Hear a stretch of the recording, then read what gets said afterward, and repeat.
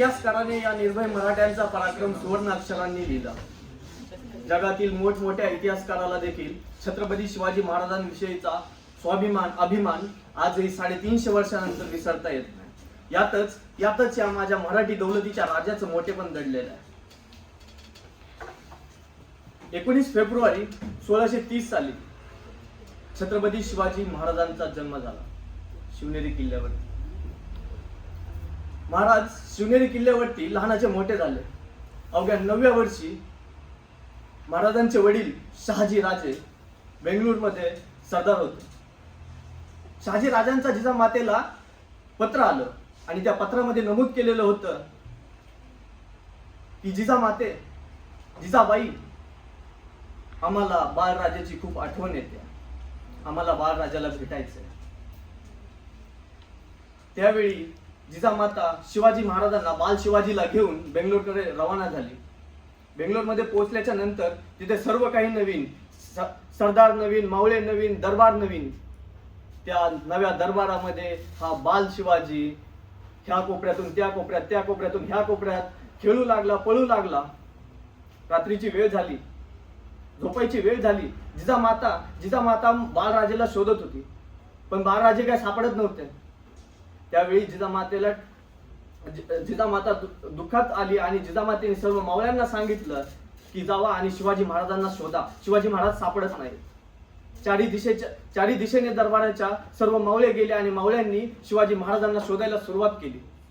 शिवाजी महाराजांना शोधत असताना कुठेही शिवाजी महाराज सापडत नव्हते. त्याच कालावधीमध्ये एक मावळा समोरून जिजामातेपाशी आला आणि जिजामातेला म्हणला की मासाहेब शिवाजी सापडले, मासाहेब शिवाजी महाराज सापडले. आणि हे ऐकताच जिजामाते खुश झाली आणि जिजामातेने विचारलं, अरे शिवाजी सापडलाय तर शिवाजी कुठे आहे? हे विचारल्याच्या नंतर त्या मावळ्याने सांगितलं की आपल्या दरबाराच्या समोरच एक नृत्यकलेचा मंडप आहे आणि त्या मंडपामध्ये छत्रपती शिवाजी महाराज आहेत. त्या नृत्यकलेच्या मंडपामध्ये नृत्य चालू होतं आणि असं सरदिशी जिजामाता तिथून उठते आणि त्या नृत्यकलेच्या मंडपामध्ये जाते, त्या महालामध्ये जाते आणि त्या महालामधून शिवाजी महाराजांचा कान पकडून महाराजांना दरबारामध्ये वडत घेऊन येते, सरसरट वडत घेऊन येते आणि जिजामाता महाराजांवर ते ओरडते, खबरदार जर पुन्हा एकदा त्या महालात गेलात तर. हे पाहिल्याच्या नंतर जे साईडला मावळे होते, सरदार होते, ते सुद्धा आश्चर्यचकित झाले. कारण की शिवाजी महाराज शहाजी महाराजांचा मुलगा होता. शहाजी महाराजांचा मुलगा म्हणजे एका सरदाराचा मुलगा आणि सरदाराच्या मुलासाठी नृत्यकला पाहणं हे काही नवं नाही. पण हे बघून शिवाजी महाराजांवर जिजामाता ओरडत होती, हे बघून मावळे सुद्धा आश्चर्यचकित झाले. त्यानंतर जिजामाता पुन्हा एकदा बोलली महाराजांना, खबरदार जर पुन्हा एकदा त्या नृत्यकलेच्या महालात गेलात तर. कारण की मला छत्रपती शिवाजी महाराज असा घडवायचा आहे की जो असा शिवाजी नाही पाहिजे की जो स्त्रियांना नाचवेल, जो स्त्रियांना नाचवताना पाहेल. मला शिवाजी महाराज असा घडवायचा आहे की जो स्त्रियांना वाचवेल, जो स्त्रियांसाठी झटेल. त्यामुळे आपल्याला माहिती आहे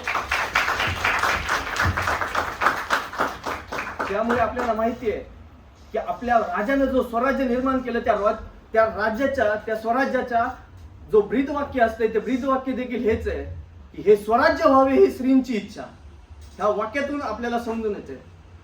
काही दिवसांपूर्वी मला एक जम्मू काश्मीरचा एक मुलगा भेटला होता आणि त्याने सांगितलं मला की तुम्ही शिवाजी महाराजांना एवढं का मानता, शिवाजी महाराजांमध्ये एवढं काय की तुम्ही त्यांची पूजा करता, आरती करता, त्यांना तुमच्या मंदिरामध्ये ठेवता, तर याच्यामध्ये एवढं काय आहे की तुमच्या शिवाजी महाराजांना तुम्ही एवढं मानता. तर हे ऐकल्याच्या नंतर मी त्याला एकच उत्तर देऊ इच्छितो आणि त्याला मी त्यावेळेस उत्तर दिलं की माझा राजा, तू पूर्ण भारतामध्ये जिथे जाशील तिथे तुला प्रत्येक राजाचे, प्रत्येक सरदाराचे तुला मोठमोठे महाल दिसतील, पण माझ्या राजाचा आणखीन एकही महाल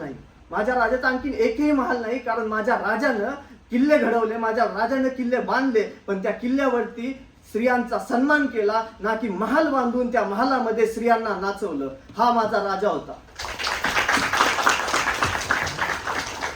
हे जे स्वराज्य निर्माण केलं, हे स्वराज्य कुण्या एकाच्या हातून नाही निर्माण झालं. हे स्वराज्य निर्माण करण्यासाठी खूप काही 18 पगड जातीचे लोक याच्यामध्ये स्वराज्य निर्माण करण्यासाठी होते. ना कुठल्या धर्माचा ना कुठल्या जातीचा हा माणूस नव्हता या स्वराज्यामध्ये. या स्वराज्यामध्ये 18 पगड जातीचे सर्व शिलेदार उभे राहिले आणि त्यानंतर हे स्वराज्य निर्माण झालं. तर हे स्वराज्य फक्त कुण्या एकाचं नाही आहे.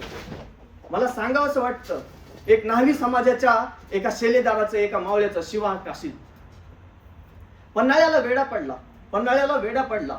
6 महिने आत अडकून राहिले राजे. सुटकेची चिन्हे दिसे ना त्यावेळी राजे ओळखून चुकले. शक्तीपेक्षा युक्ती श्रेष्ठ. राजांनी शिवा नाव्याला बोलावणं धाडलं. शिवा येता झाला. बोला की राज. राजे म्हणाले, शिवा तू आमच्यासारखा दिसतोस, हे आम्ही खूप ओळखून आहेत, आज आम्हाला बघायचंय. शिवा जातो, महाराजांचा वेश घालतो आणि महाराजांसमोर तीर मारत येऊन उभा राहतो. राज कसं दिसतोय या राज. त्यावेळी शिवाजी महाराज बोलतात की शिवा, आरशात आमचेच प्रतिबिंब पाहिल्याचा आम्हासनी भास होतोय.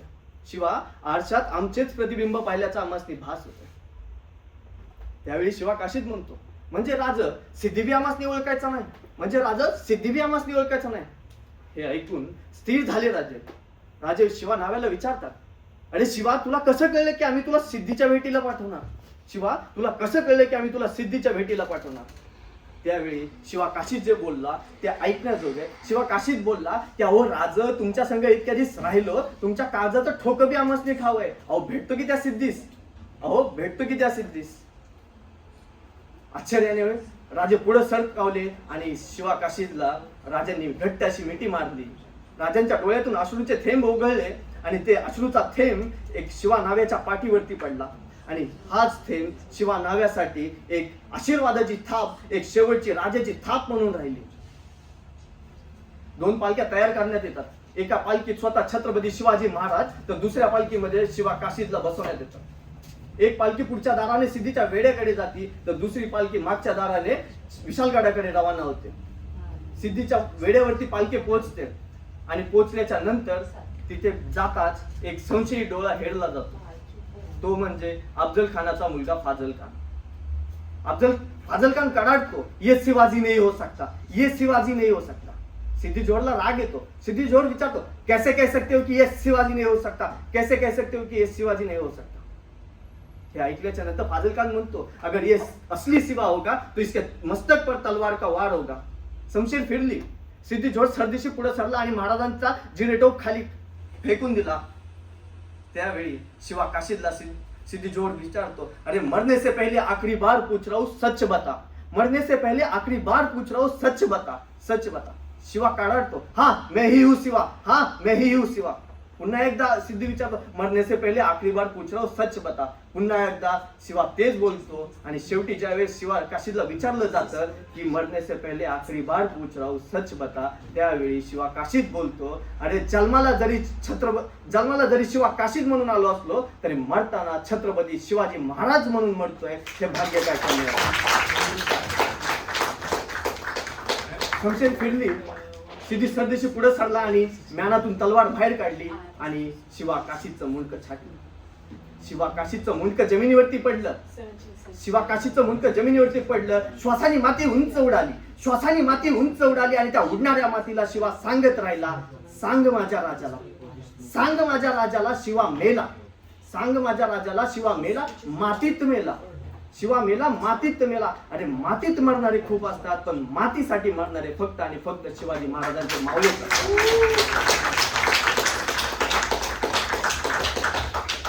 350 वर्षापूर्वी रायगडावरती गागा भट्टांनी छत्रपती शिवाजी महाराजांच्या राज्याभिषेक दिनी एक घोषणा दिली होती. आज आपण सातासमुद्रापार इथं शिवजयंती साजरी करतो.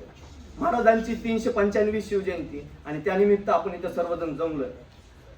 या शिवजयंतीच्या निमित्तानं मला सांगावंसं वाटतं की 350 वर्षानंतर 395 वर्षानंतर शिवाजी महाराज आपल्याला ओळखतो. आपण शिवाजी महाराजांना ओळखतो. शिवाजी महाराजांचा स्वाभिमान, अभिमान आपल्या मनामध्ये आहे. त्याच्या मागचं कारण काय? आज जर तुमच्यापैकी कोणाला विचारलं की तुमच्या आजोबाचं नाव काय, तुम्ही सांगू शकता. तुमच्या पंजोबाचं नाव काय, एका दुसऱ्याला सांगता येईल. तुमच्या खापर पंजोबाचं नाव काय हे विचारलं तेही सांगता येईल, एका दुसऱ्याला सांगता येणार नाही. पण खापर पंजोबाच्या आजोबांचं, वडिलांचं नाव विचारलं तुम्हाला सांगता येणार नाही. पण 350 वर्षापूर्वी माझा राजा होऊन गेला. त्या राजाचा इतिहास इतिहास आजही मला माहिती आहे, आजही मी तो जगतो.